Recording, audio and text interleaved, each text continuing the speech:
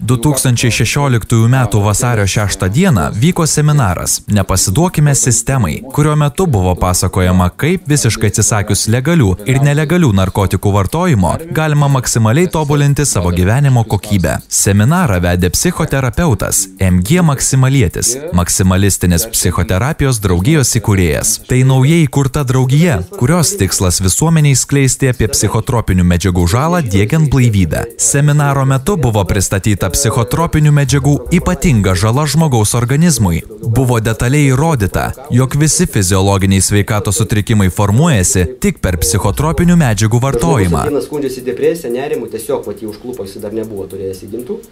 Ir kada jisai kreipėsi pas psichiatrą, tai psichiatras tik tai paklausė, ne, tenais, ar rūkai, ar išgeri, užsirašo, bet jisai kažkodėl nėra suprogramuota žmonėms sakyti, kad nu tai žmogau, jeigu tu rūkai geri, nu tai pirmą numesk šitos dalykus.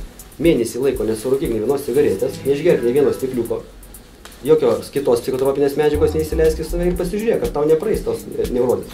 80% visų neurozių tiesiog išgaruoja.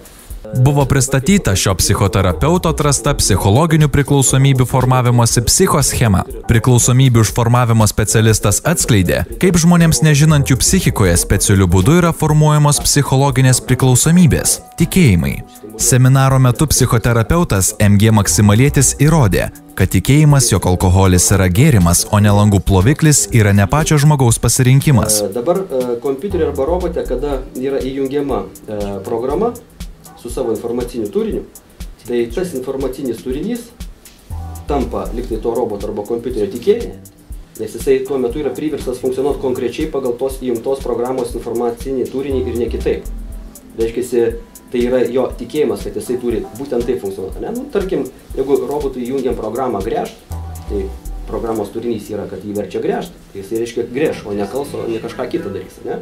Tai galima įsivaizduoti, tai tampa jo tikėjimu, o tas faktas, kad jisai negali negręžt, kai jau įjungta programa gręžt, tai yra priklausomybė.